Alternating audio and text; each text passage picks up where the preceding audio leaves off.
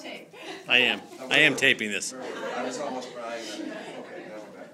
I'd like to invite Dorothy Lind up to join us. She will be reading a selection entitled Friendship.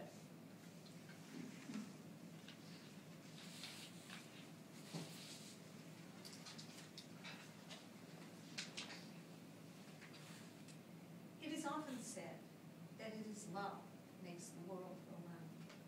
However, without doubt, it is friendship which keeps our spinning existence on an even keel. True friendship provides so many of the essentials for a happy life. It is the foundation on which to build an enduring relationship. It is the mortar which bonds us together in harmony. And it is the calm, warm protection we sometimes need when the world outside seems cold and chaotic. True friendship holds a mirror to our foibles and failings without destroying our sense of worthiness. True friendship nurtures our hopes and supports us in our disappointments and encourages us to grow to our best potential. This couple came together as friends. They pledged to each other not only their love, but also the strength, warmth, and most importantly, the fun of true friendship. Thank you.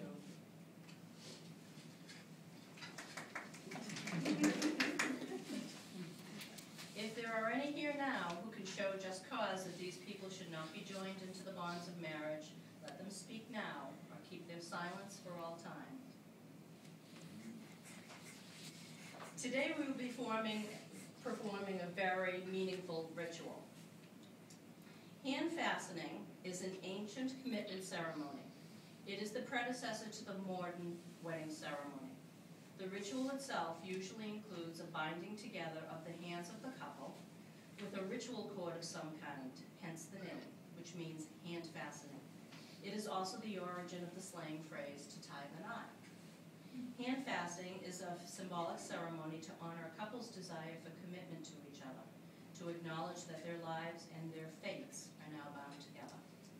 We find that this tradition is from many different cultures around the world, including the Celtic tradition. The couple's hands are tied together to represent their union. In the Celtic tradition, they use ribbon. In the Buddhist tradition, they use special prayer beads. In the Catholic tradition, they often use a prayer stool. In the African nations, a kente cloth. And in the Chinese tradition, they use red silk. Today, we will be using a special scarf that has meaning for Pat.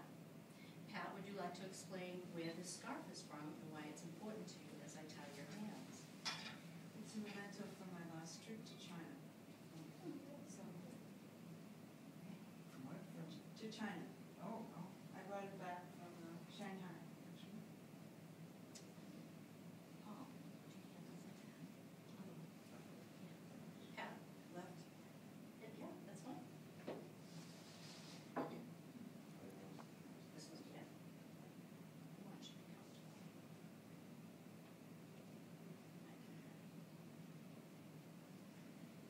Oh, I see. Wow. Stay like that for a minute. 20 minutes. All my elbows are Woven into this fabric, imbued into its very fibers, are all the hopes of your family and friends, and of yourselves, for your new life together.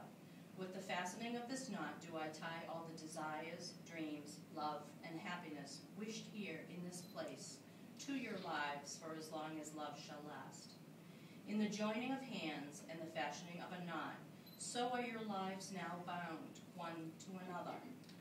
By this binding, you are thus bound to your vow. May this symbolic knot remain tied for as long as your love shall last.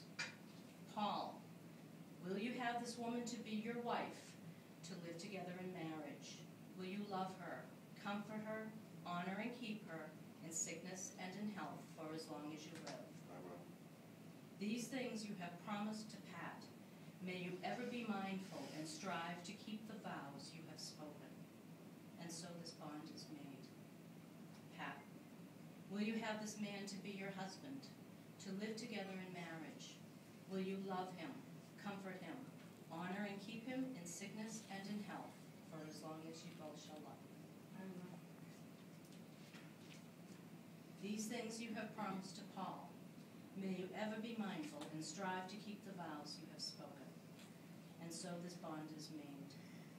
As this knot is tied, so are your lives now bound. To the guests here today, will all of you present here and witnessing these vows assist and support these two people in their union?